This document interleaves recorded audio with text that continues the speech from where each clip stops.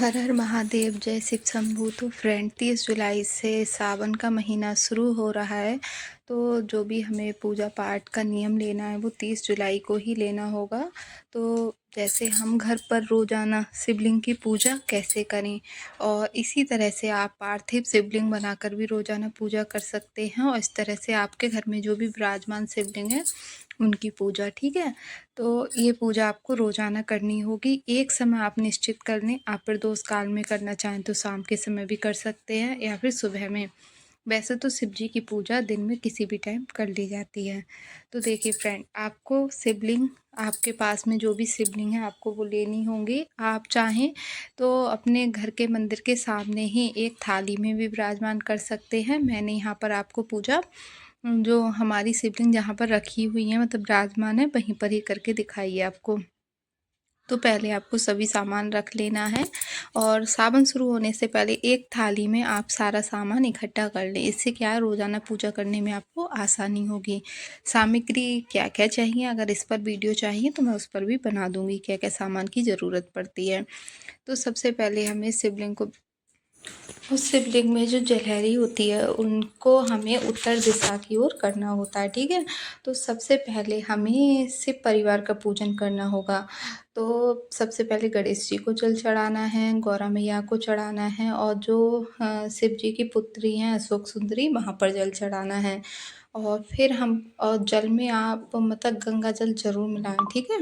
कुछ हो या ना हो, एक गंगा जल से ही आपको अभिषेक करना है। उसके बाद में हमें दूध से, आपको पंचामृत मिल जाए तो आप पंचामृत से कर सकते हैं, लेकिन रोज़ाना ये पॉसिबल नहीं हो पाएगा तो आप कच्चे दूध से भी अभिषेक कर दें। और उसके बाद में शुद्ध जल से फिर से शुद्धोदक स्नान कराना होगा। तो शिव जी का जो भी अभिषेक होता है हमें 3 बार करना होता है। पहले जल से, फिर दूध से, फिर शुद्ध जल से, ठीक है। इस तरह से अभिषेक हो जाता है। और अगर आपने किसी पात्र में ये अभिषेक कर रहे हैं तो जो वो बाद में जो जल होगा वो आप किसी पौधे में डाल दें। तुलसी मैया के गमले में आपको नहीं डालना होगा। और फ्रेंड वैसे तो शिव जी में ही उनका जो पूरा परिवार है वो ही समाहित होता है। शिव जी का पूरा परिवार उन्हीं में होता है। लेकिन अगर आप अलग से गणेश भगवान को विराजमान करना चाहें या गौरा मैया को तो कर सकते हैं, वरना अगर आपके पास में केवल शिवलिंग है तो आप रोजाना की पूजा इस तरह से कर सकते हैं। और जैसे आगे जो जलहरी वाली जगह होती है वहाँ पर उनकी पुत्री होती हैं अशोक सुंदरी, तो इस तरह से टीका वगैरह लगा के आपको पूजा करनी होगी। फिर आपको इत्र लगाना है, ठीक है। इत्र जरूर लगाना है आपको गणेश भगवान पे, शिव भगवान पे। और अगर समी वृक्ष है तो आप वहाँ पर अपनी शिवलिंग को विराजमान कर लें। बेलपत्र का वृक्ष है तो वहाँ पर विराजमान कर लें। फिर आपको वस्त्र रूपी कलावा पहनाना है। तो रोजाना की पूजा में आप वस्त्र मतलब कलावा भी ले सकते हैं। जनेऊ आप पहले दिन या आखिरी दिन भी चढ़ा सकते हैं। और अगर आपका मन रोजाना का है तो आप रोजाना भी चढ़ा सकते हैं। तो यहाँ पर हमने गणेश भगवान को कलावा पहना दिया, गौरा मैया को पहना दिया। अब हम जो हमारे पास में भोले बाबा हैं उनको पहना देंगे, और जो हमारे पास में शिवलिंग है उनको हम आज जनेऊ पहनाएंगे। और फिर ये जो जनेऊ होता है आपके घर में कोई पहनते हैं तो उनको दे दें, या फिर आप मंदिर में भी देकर आ सकते हैं, क्योंकि बहुत सारे जनेऊ हो जाएंगे। और जो लोग भी आपके आसपास में पहनते हैं आप उनको भी दे सकते हैं।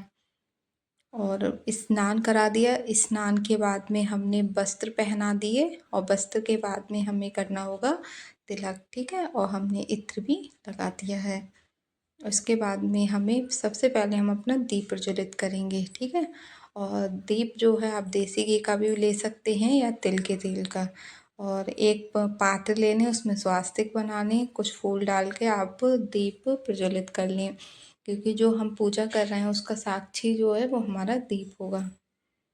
और हमें दीपक का भी पूजन जरूर करना होता है, ठीक है। तो आप दीपक पे भी आप रोली चंदन से तिलक कर दें, कुछ अक्षत चढ़ा दें और एक पुष्प चढ़ा दें। और देखिए फ्रेंड, भोले बाबा की जो चीज़ें होती हैं, बहुत सारी चीज़ें होती हैं जो उन पर चढ़ाई जाती हैं, लेकिन आपको आसानी से जो भी मिल जाए। तो आपको ऐसा नहीं है कि आप 1 महीने का संकल्प ले रहे हैं तो आपको कभी कुछ नहीं मिले तो आप परेशान हो जाए, नहीं, ऐसा नहीं करना। आपको अपनी प्रेम पूर्वक पूजा करनी है। और सबसे पहले आपको संकल्प लेना होगा, जो भी आपकी मनोकामना है वो भी आप बोल सकते हैं, ठीक है। लेकिन कभी कुछ ना भी मिल पाए आपको, तब भी आप एक लोटा जल चढ़ा के अपनी पूजा कर सकते हैं। मत आपके अंदर बस आस्था होनी चाहिए। ऐसा नहीं है कि आप सामग्री को इकट्ठा करने में ही अपना मन परेशान करने की, अरे आज ऐसी चीज़ नहीं मिली तो आज हमारे भोले बाबा प्रसन्न नहीं होंगे, नहीं, ऐसा कुछ भी नहीं है। आप एक लोटा जल चढ़ा के भी अपने भोले बाबा को प्रसन्न कर सकते हैं, क्योंकि वो बहुत ही ज़्यादा भोले हैं। तो देखिए फ्रेंड, यहाँ पे हमने धूप दीप जला लिया है। उसके बाद में हम तिलक करेंगे। अगर आपने गणेश भगवान या गौरा मैया विराजमान कर रखी हैं तो सबसे पहले आपको उनको लगाना है, फिर अशोक सुंदरी को, उसके बाद में आप अपने भोले बाबा को लगाएं। अगर केवल आपके पास में भोले बाबा ही विराजमान हैं तो आप उनको तिलक लगाएं। उसके बाद में आपको अक्षत चढ़ाने होंगे, और अक्षत बिल्कुल भी टूटे फूटे ना हो, साबुत अक्षत हो। तो ये सारा सामान आप एक थाली में इकट्ठा कर लें, जैसे अक्षत हो गए, चंदन हो गया, कलावा हो गया, धूप बत्ती हो गई, माचिस हो गई, ठीक है, और चंदन हो गए, पीला चंदन हो गया, भस्म हो गई, भांग हो गई, और काले तिल हो गए, मूंग दाल भी, साबित मूंग भी चढ़ाई जाती है। तो इस तरह से जो भी चीज़ें हैं वो आप, और अलग अलग मनोकामना के लिए अलग अलग चीज़ें चढ़ाई जाती हैं। और भोले बाबा पे नारियल का पानी जो होता है वो नहीं चढ़ाते हैं। साबुत नारियल आप फल के रूप में चढ़ा सकते हैं, लेकिन उसका पानी नहीं चढ़ाते हैं। गन्ने के रस से अभिषेक कर सकते हैं, और भोले बाबा का जो शंख होता है ना, उससे भी अभिषेक नहीं किया जाता है, ठीक है। और हल्दी नहीं चढ़ाते हैं, और सिंदूर, ठीक, इन बातों का आपको ध्यान रखना होगा। और बेलपत्र जो चिकनी साइड होती है, उस पर आप अपनी कोई मनोकामना लिख दें, राम नाम लिख दें, ओम नमः शिवाय लिख सकते हैं, या फिर केवल टीका लगा के भी चढ़ाएं। और जो चिकनी साइड होती है वो स्पर्श करानी होगी भोले बाबा के लिए। और पीछे जो इसकी टहनी में मोटी सी वो होती है उसको तोड़ देते हैं, ठीक है, मोटा वाला भाग होता है वो तोड़ देते हैं। और बेलपत्र आपको कितनी भी मिल जाए, 5 7 11 21 51 108, आप अपने हिसाब से देख लें। और बेलपत्र अगर आपको कभी नहीं भी मिलती हैं तो आप यही वाली बेलपत्र दोबारा से मतलब धोकर यूज कर सकते हैं, क्योंकि बेलपत्र ख़राब नहीं होता है, ठीक है। फिर समी पत्र चढ़ा दिया। अगर आपको बेलपत्र नहीं भी मिल रहा है, एक समी पत्र भी मिल जाए तो आप वो भी चढ़ा सकते हैं। और उसके बाद में जो भी आपके पास में पुष्प हो वो चढ़ा दें। तो मेरे पास में यहाँ पर एक ही गेंदा का फूल था, तो मैंने गणेश भगवान को चढ़ा दिया। और कुछ गुलाब के पंखुड़ियाँ के गुलाब के फूल टूट जाते हैं तो वो थे। और ये है आंकड़े के पत्ते, आंकड़े के फूल मिल जाएं, पत्ते मिल जाएं तो वो भी आप भोले बाबा को चढ़ा सकते हैं। धतूरा मिल जाए, ठीक है, भांग मिल जाए, मदार के फूल मिल जाएं, अपराजिता के फूल मिल जाएं, जो भी चीज़ आपको आसानी से मिल जाए आप वो चढ़ाएं। और फ्रेंड, यहाँ पर काले तिल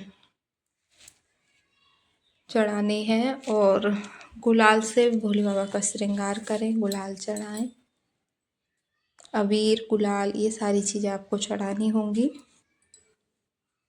और मिठाई, चीनी, बतासा, गुड़ या फिर कोई भी मिठाई भी आप चढ़ा सकते हैं। और जो आपने भोले बाबा पर चढ़ाई है उसका विसर्जन में ही आपको मतलब कर देना है, और जो अलग से आपने मिठाई रखी है वो आप पूरे परिवार में प्रसाद के रूप में बांट दें।